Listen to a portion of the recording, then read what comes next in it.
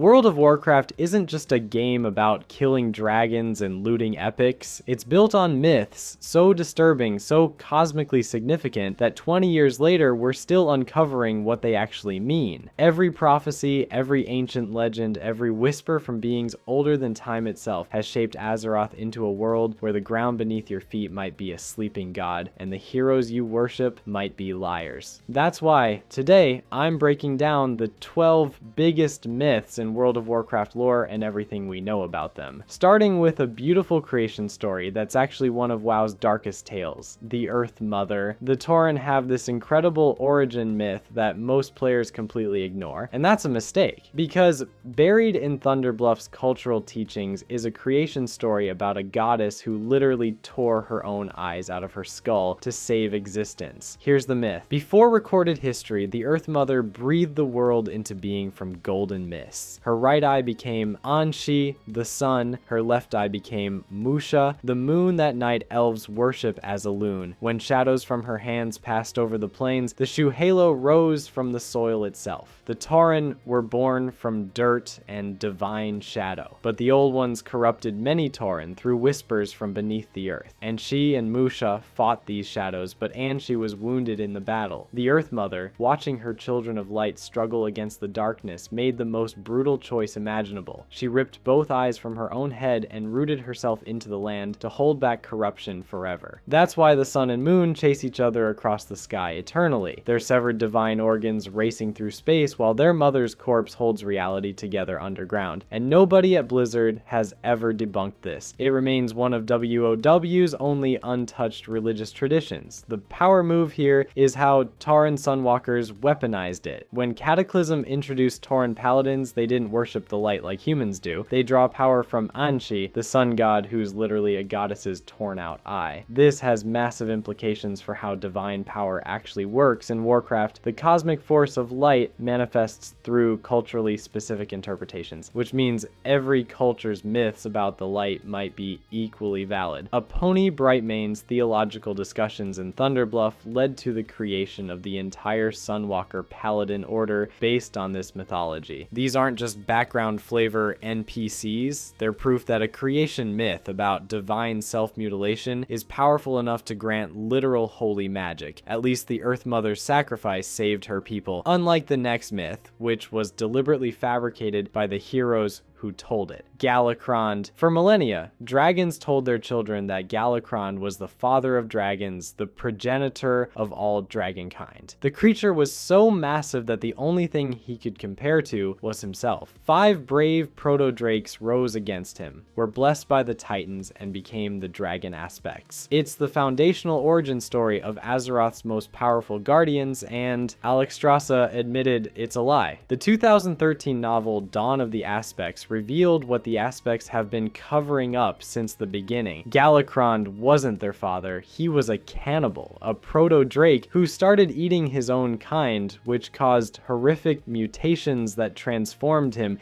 into something monstrous. His body swelled to an impossible size. His victims didn't just die, they returned as undead creatures crawling out of his bloated corpse. Here's the part that breaks everything. The 5 Aspects defeated Galakrond before the Titans empowered them. They were ordinary proto-drakes who outsmarted a monster through tactics and desperation. Keeper Tyr lost his entire hand fighting alongside them. Only after Galakrond was dead did Tyr advocate for blessing these 5 heroes, with aspect powers as a reward. But they let history remember it backwards. They allowed the myth to spread that they fought Galakrond as Titan-blessed champions, not as mortals who got lucky. Alexstrasza later confessed this to Kalecgos directly, and the dragon aspects built their legitimacy on propaganda. You can see Galakrond's massive skeletal corpse in Dragonblight during Wrath of the Lich King. It dominates the entire northern region. Dawn of the Infinite Mega Dungeon in Dragonflight patch 10.1.5 features the Blight of Galakrond boss and time travel sequences to his actual defeat, showing exactly how vulnerable the proto-drakes were when they faced him. The Primalists in Dragonflight weaponized this truth. They revere Galakrond as As proof, the aspects are murderous usurpers who lied about their origins and oppressed those who disagreed with Titan worship. Iridikron specifically sought Galakrond's essence in Dawn of the Infinite, trying to harness the power of the being the aspects erased from history. And honestly, the Primalists have a point. The dragon aspects founded their entire authority on a fabricated myth about defeating a threat while empowered by gods. The reality is 5 scared proto-drakes barely survived a fight with a cannibal and got rewarded for it later, but at least Galakron's lie only affected dragon history. The next myth infected every mortal race with literal corruption, the curse of flesh. Every human, dwarf, and gnome player exists because an old god's bioweapon backfired, and I can prove it. The curse of flesh is the metaphysical affliction that transformed the Titans' immortal stone and metal servants into mortal creatures of flesh and blood. Dwarves came from earthen, gnomes came from mechagnomes, humans came from Vrykul. The Titans built an army of eternal defenders, and something infected them with mortality itself. That something was Yogg-Saron. The old god imprisoned beneath Ulduar deliberately created this curse by corrupting the Forge of Wills. His goal was to weaken Azeroth's defenders and facilitate assimilation. He manipulated Keeper Loken after Loken accidentally killed his brother Thorum's wife Sif during an affair. Loken, consumed by guilt and fear of discovery, created armies using the corrupted forge. The curse spread to every Titan forged on the planet. Here's where it gets dark.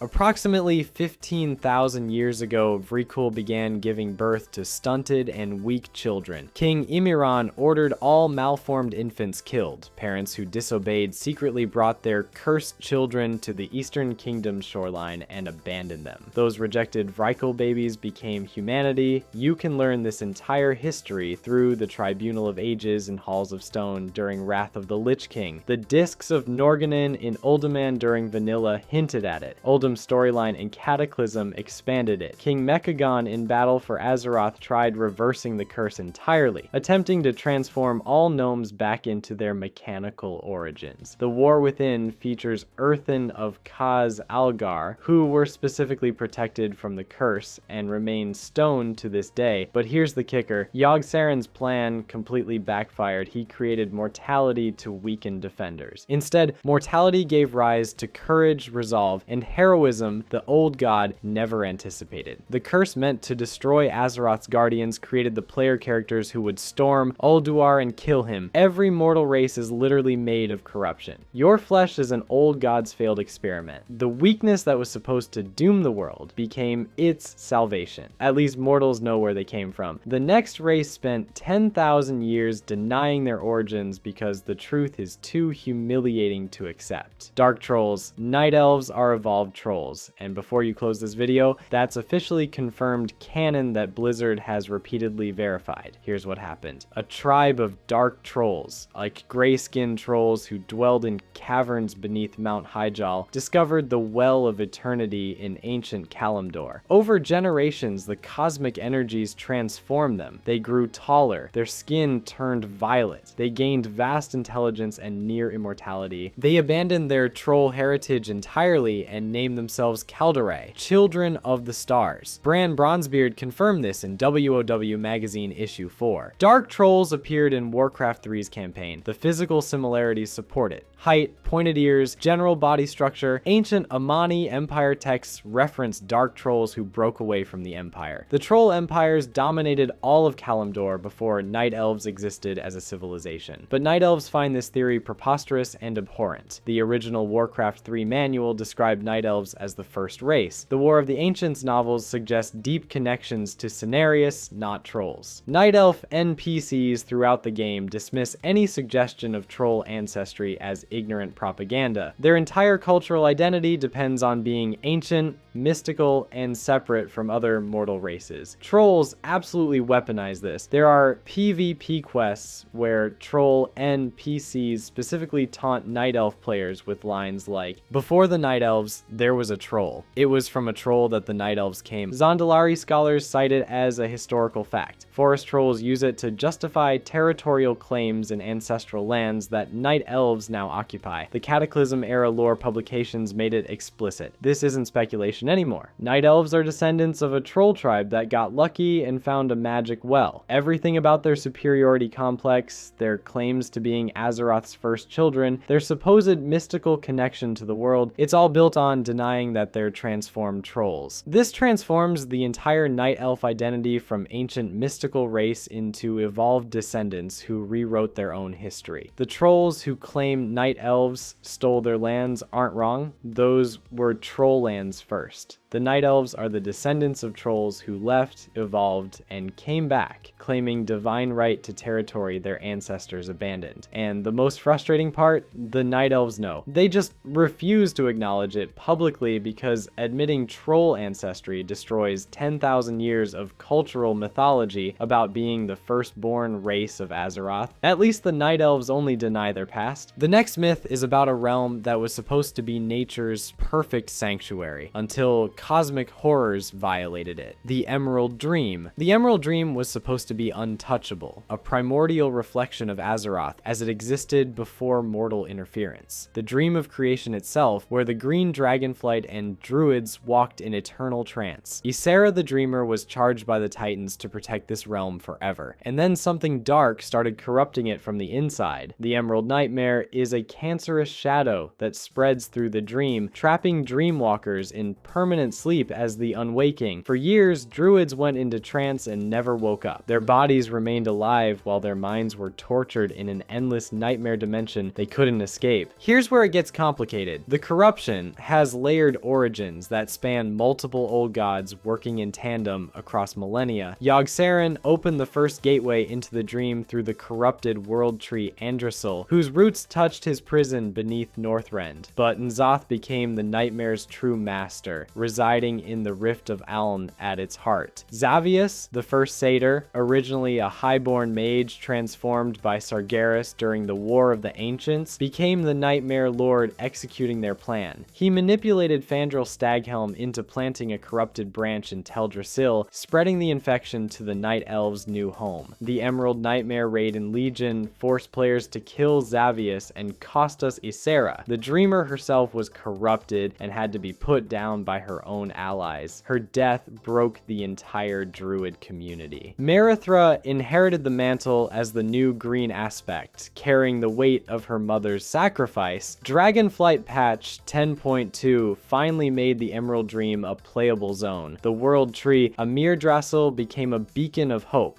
partially cleansing the corruption. Cenarius, who was himself corrupted during the Emerald Nightmare raid, was freed and returned to his role as nature's guardian. But even after all this, the threat isn't gone. Xalatath whispered during Battle for Azeroth that the rift remains. The rift is deep and vast, and somewhere down there it stirs. The Nightmare Lord is dead, but the fundamental corruption N'Zoth planted still exists somewhere in the dream's depths. Nature's perfect sanctuary was violated by cosmic horrors working together across thousands of years. Yogg-Saron planted the seed, N'Zoth cultivated it, Xavius executed it. We defeated the Executor, but the Architect's work remains unfinished. At least the Emerald Dream's corruption had multiple villains we could fight. The next prophecy is about a single hero who knows exactly when and how he'll become the monster he spent his entire life opposing, Nosdormu. When Aman'Thul blessed Nosdormu as the aspect of time, he showed him a vision that would haunt him forever. Nosdormu would one day witness his own death. This was both a gift and curse. The bronze aspect knows what will happen but cannot prevent it, and the old gods exploited that knowledge perfectly. They tricked Nosdormu into trying to subvert his destiny. From that attempt was born Murozond, an anagram of Nosdormu, the corrupted leader of the infinite dragonflight who exists out of time. A future version of himself that Nosdormu has always known he would become. The end time dungeon in Cataclysm showed us exactly what that future looks like. Dragonblight lies completely desolate. Wormrest Temple stands in ruins with Deathwing's scorched corpse impaled atop the spire. Players fight time-twisted echoes of Bane, Jaina, Sylvanas, and Tyrande, all dead, all corrupted, all trapped in the apocalypse Murozond allowed to happen. The final boss is Murozond himself, wielding the Hourglass of Time. His dying words call out to Aman'Thul in agony. He knows what he's become. He knows he failed. And the tragedy is that in the prime timeline, Nozdormu watched players kill his future self and understood that moment still awaits him. Dragonflight accelerated the prophecy horrifically. Eternus attacked Nozdormu at the temporal conflux, attempting to corrupt him early. Nozdormu admitted something he'd never said before: "Thought I had more time." The inevitability was closing in faster than predicted. He asked Chromie to do what must be done when the time comes. He's already preparing for the moment his closest ally will have to stop him. Dawn of the Infinite showed us the exact moment the corruption might take hold. Chronoloord Deos seemingly succeeded in corrupting Proto-Nozdormu into Murozond during a time travel sequence. Chromie watched it happen and was devastated. The dungeon ends with uncertainty about whether this was the true timeline or just one possibility. But here's what makes this prophecy so disturbing. Nozdormu has always known he would become the very monster he's fought against for millennia. Every time he stopped the infinite dragonflight, he was fighting versions of himself from possible futures. Every temporal anomaly he corrected brought him one step closer to the moment he breaks. The aspect of time is cursed to watch himself fall and cannot change it. The prophecy isn't a warning, it's a guarantee. At least Nozdormu's fate is his own doing. The next myth is about an old god who played four-dimensional chess through cryptic prophecies that kept coming true across multiple expansions. Il Gainith. Throughout Legion and Battle for Azeroth, the old god N'Zoth communicated through servants like Il'gynoth, Heart of Corruption, delivering cryptic prophecies that players obsessively analyzed for years. These weren't vague omens, they were specific predictions that came true across multiple expansions, and some of them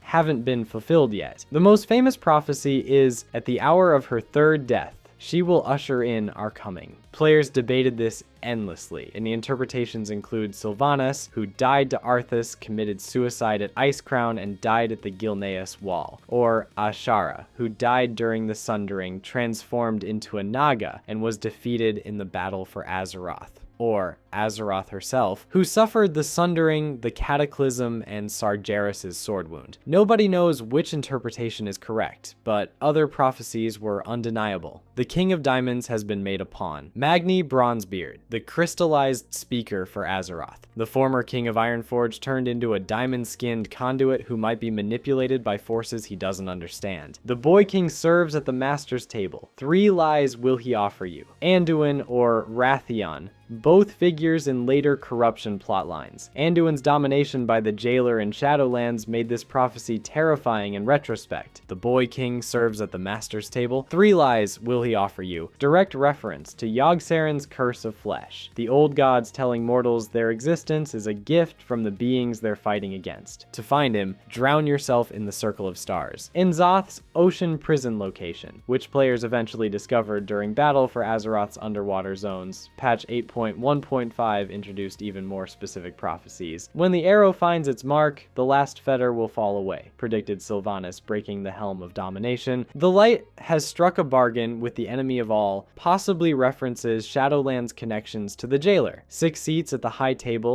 6 mouths that hunger, 1 will consume all others, describes the cosmic forces. Order, disorder, light, void, life, death, with 1 destined to dominate. The Neolotha myth emerged from these whispers. Yogg-Saron's puzzle box in Cataclysm first mentioned it. In the land of Neolotha, there is only sleep. In the sleeping city of Neolotha, walk only mad things. For an entire expansion, players wondered what Neolotha was before Battle for Azeroth revealed it as N'Zoth's alternate reality vision of the Black Empire restored. These prophecies drove years of forum speculation, YouTube analysis videos, and community theory crafting. Some proved true, others remain mysteries. The community is still parsing which predictions have been fulfilled and which are waiting to activate. N'Zoth was playing 4-dimensional chess through cryptic statements that unfolded across expansions. So even after his death in Neolotha, players aren't convinced all his prophecies have been resolved. An old god's final words might still be taking effect years after his defeat, but if you think Cryptic prophecies are disturbing. Wait until you hear about the apocalypse we actually prevented and saw firsthand in a future timeline. The Hour of Twilight. The Hour of Twilight is an apocalyptic prophecy describing Azeroth's final moments, when the old gods would break free from their prisons and irrevocably twist the mortal world to reflect their essence. At the last sunset, existence would end. The prophecy originated with Void Lords on Draenor, then found new meaning when the Twilight's hammer cult arrived on Azeroth and sensed the imprisoned old gods, and we literally played through preventing it. Neltharion the Earthwarder was corrupted by the old gods, primarily N'Zoth, and became Deathwing, tasked with bringing about the Hour of Twilight. His entire charge as an aspect was protecting the world. That protection was subverted into destroying it. The Twilight's hammer worshipped him as the instrument of apocalypse, building entire cults around the belief that Deathwing would end all life. Archbishop Benedictus's corruption was the most disturbing part. The leader of Stormwind's Church of the Holy Light became the secret Twilight Prophet. Traumatized survivors slowly corrupted him through their suffering. Dreams from the old gods showed him visions of the Hour of Twilight over and over until he broke. His betrayal is revealed in the Hour of Twilight dungeon, where he declares, "I looked into the eyes of the dragon and despaired. There is no good, no evil, no light. There is only power." The holiest man in the Alliance abandoned everything because he saw the future and believed it was inevitable. The End Time dungeon showed us exactly what happens if Deathwing wins. Wormrest Temple in ruins, all 5 aspects dead, Deathwing's scorched corpse impaled on the temple spire, every life form on Azeroth dead and rotting except Twilight dragons. Players fight through this wasteland future, seeing the actual apocalypse the prophecy warned about. Blizzard made us walk through the end of the world. Prevention required desperate measures. The dragon aspects traveled back 10,000 years to the War of the Ancients to retrieve the Dragon Soul, the artifact Deathwing originally created to betray them. The Well of Eternity dungeon is players helping them steal it from the past. Thrall wielded it in the Dragon Soul raid, using Deathwing's own weapon against him. But victory had a cost. Defeating Deathwing required the aspects to expend their Titan-given powers and immortality. Alexstrasza, Ysera, Nosdormu, and Kalecgos lost everything that made them aspects. They became mortal dragons. The Age of the Aspects ended the moment they saved the world. Cataclysm's entire expansion was built around this prophecy. 3 dungeons, End Time, Well of Eternity, Hour of Twilight, and the final raid all existed to prevent the Hour of Twilight from happening. We saw the apocalypse, we traveled through time, we watched the holiest man in the world betray everything, and we stopped it by ending the Age of Dragons forever. The Hour of Twilight was prevented, but the cost was the permanent diminishment of Azeroth's greatest guardians. The prophecy was real, the apocalypse was real, we just barely stopped it. At least the Hour of Twilight was a prophecy we could fight against. The next one is a warning that justified one of WoW's most iconic sacrifices and might have been a complete lie. There must always be a Lich King. At the climax of Wrath of the Lich King, the ghost of King Tyrannus Menethil warned players with words that became WoW's most quoted prophecy. There must always be a Lich King. Even if you were to strike down Arthas, another would have to take his place. Without the control of the Lich King, the Scourge would wash over the world like locusts. This became the absolute truth. Bolvar Fordragon donned the Helm of Domination to contain the Scourge, sacrificing his life to sit on the Frozen Throne forever. Players believed this was necessary, the prophecy justified everything, and then Shadowlands revealed it might have been manipulation the entire time. Everything about the Lich King originated from Zovaal the Jailer. The Helm of Domination and Frostmourne were forged in the Maw by the imprisoned Primus under Zovaal's direction. The Scourge was always a tool of the Jailer's cosmic scheme to break free from his prison. The warning Tyrannus delivered, or the Uther fragment that appeared in Halls of Reflection, was potentially influenced by the Jailer's agenda. The prophecy that shaped a decade of lore was propaganda from a villain we wouldn't meet until 12 years later. Bolvar's struggle was different from Arthas. He fought against the Helm's influence rather than embracing it, making him significantly weaker as a Lich King. He spent years on the Frozen Throne, his existence hidden from from the world, wrestling with corruption while keeping the scourge contained. Unlike Arthas, who reveled in power, Bolvar endured torment. Then, Sylvanas broke everything. In the Shadowlands opening cinematic, Sylvanas, empowered by her pact with the Jailer, defeated Bolvar in single combat and tore the Helm of Domination in half. This should have caused the catastrophe Tyrannus warned about, the Scourge losing all control, the undead armies washing over the world like locusts, the apocalypse that justified Bolvar's sacrifice. But it didn't happen. The Scourge invasion during the Shadowlands pre-patch was underwhelming. Not the world-ending scenario prophesied. Localized attacks, sure, but nothing like the existential threat the warning suggested. After the Jailer's defeat, Sylvanas declared, "There will be no Lich King." The prophecy appears completely invalidated. This transforms one of WoW's most dramatic moments, Bolvar's sacrifice, into either cosmic necessity or manipulation by the ultimate puppet master. For 12 years, players believed the Lich King was essential to Azeroth's survival. Bolvar's eternal torment was noble. The sacrifice was worth it. But if the prophecy was false, if the Scourge threat was exaggerated, if the Jailer planted that warning specifically to keep his tool in place, then Bolvar suffered for nothing. The Helm was always a leash, the Frozen Throne was always a prison. And the warning about there must always be a Lich King was always designed to keep someone sitting in that prison, maintaining the Jailer's army. The most quoted prophecy in Warcraft history was potentially a lie designed to keep the villain's backup plan operational, and we believed it for over a decade. At least the Lich King myth only affected one continent. The next one ruled the entire planet before the Titans even arrived. The Black Empire. Before the Titans arrived, Azeroth belonged to the old gods. This wasn't a brief occupation. This was an entire age when 4 cosmic horrors, Y'Shaarj, C'Thun, Yogg-Saron, N'Zoth, ruled the world as the Black Empire, and it was hell. The Yanraki, also known as Faceless Ones, served as the old gods' enforcers. The Akir, massive insectoid creatures, built citadels and temples across continents. These weren't scattered settlements. The Black Empire was a functional civilization of nightmares spanning the entire planet. The 4 elemental lords, Ragnaros, Alakir, Therazane, Neptulon, united against the old gods for the first and only time in history. Fire, air, earth, and water fought together against cosmic corruption, and they lost. Perpetual twilight descended over Azeroth. A miasma of despair enveloped everything. The old gods' reign was absolute. The only beings powerful enough to challenge them were enslaved or destroyed. This is what Azeroth was before the Titans showed up, a horror planet where hope didn't exist. The Mantid remember. During Mists of Pandaria, the Klaxi Paragons tell adventurers, before your history began, our empire was vast. We shared this world with our sister kingdoms, Ankiraj and Azjol-Nerub. Our gods were many and powerful. We Mantid worshipped the 7 heads of Y'Shaarj. Then they add something chilling. If the old ones ever return, we Mantid will once again stand by their side. The wisest among you will do the same. They're not speculating, they're promising. The Mantid will betray Azeroth the moment the old gods return because they remember when the Black Empire ruled and they want that age restored. Here's where the mythology gets cosmically dark. Y'Shaarj was so powerful that Aman'Thul himself, the leader of the Titan pantheon, reached down from space and physically ripped him from the planet's surface. The old god's death scream shattered mountains and killed hundreds of Titan Forged, but his tentacles had burrowed so deep into Azeroth that removing him created a massive wound, hemorrhaging arcane lifeblood. That wound became the Well of Eternity, the most important location in Night Elf history, the source of their civilization's power, the reason the War of the Ancients even happened. It's literally an old god's death wound. The well wasn't a natural formation. It was divine blood leaking from the planet because a Titan pulled too hard. Y'Shaarj's final breath manifested as the 7 Sha: anger, hatred, violence, fear, doubt, despair, pride. These weren't metaphorical. They were literal fragments of an old god's dying rage infecting Pandaria for 10,000 years. Garrosh unearthed Y'Shaarj's heart in Siege of Orgrimmar, attempting to harness the old god's power for the Horde. The Titans learned from Y'Shaarj's death that they couldn't kill old gods without destroying the world's soul inside Azeroth, so they imprisoned the others. C'Thun beneath Ankiraj, Yogg-Saron beneath beneath Ulduar. In Zoth beneath the oceans, only Y'Sharj was destroyed, and even that nearly killed the planet. Modern Azeroth exists atop the corpse of the Black Empire. The Well of Eternity is an old god's death wound. The insectoid races plaguing multiple continents are descendants of the Akir. The elemental planes are ruled by lords who remember losing to cosmic horrors. Everything we know is built on a conquered nightmare civilization that some races still worship. But if you think the Black Empire's history is disturbing, wait until you hear about the villain who believed he was saving the universe by destroying it. Sargeras. For years, Warcraft lore portrayed Sargeras as pure evil, a fallen titan who despaired at the endless evil of demonic races and decided chaos and depravity were the only absolutes. He formed the Burning Legion to destroy all life because he went insane from witnessing too much corruption. And then Chronicle Volume 1 in 2016 revealed the truth. Sargeras believes he's saving the universe. Here's what actually happened. While hunting demons, Sargeras discovered a world completely corrupted by old gods, with a baby titan world soul inside twisted into nightmares. He interrogated Nathrazim demons and learned the Void Lord's plan. They hurl old gods randomly into the cosmos, hoping to corrupt a world soul into a dark titan that would consume all matter and energy in the universe. Sargeras' logic was brutal but consistent. A dead universe is better than one dominated by the void. He destroyed the corrupted world soul. When the Pantheon chastised him for his rash action, he argued that life could arise again after extinction, but a dark titan would end everything permanently. The Pantheon disagreed. They believed they could save corrupted worlds, so Sargeras killed them all. Agrimar approached unarmed, pleading for peace. Sargeras sliced him in half vertically with a single strike. He murdered his brothers and sisters because they wouldn't accept that mercy-killing corrupted worlds was necessary. Then he formed the Burning Legion not as a force of chaos, but as cosmic cancer treatment performed at universal scale. Every invasion, every destroyed world, every genocide the Burning Legion committed was Sargeras eliminating potential Void Lord corruption sites. He specifically targeted Azeroth because its world soul is the most powerful ever discovered, the Void Lord's ultimate prize. If Azeroth falls to corruption, the resulting Dark Titan would be unstoppable. His entire crusade was preventative extermination. The Burning Crusade's invasions weren't about conquest, they were about quarantine. Sargeras was trying to kill Azeroth before the old gods could finish corrupting her. Every demon player ever fought believed they were saving existence by destroying it first. His final act proves the commitment. Defeated in Antorus during Legion, Sargeras was dragged away by the restored Pantheon,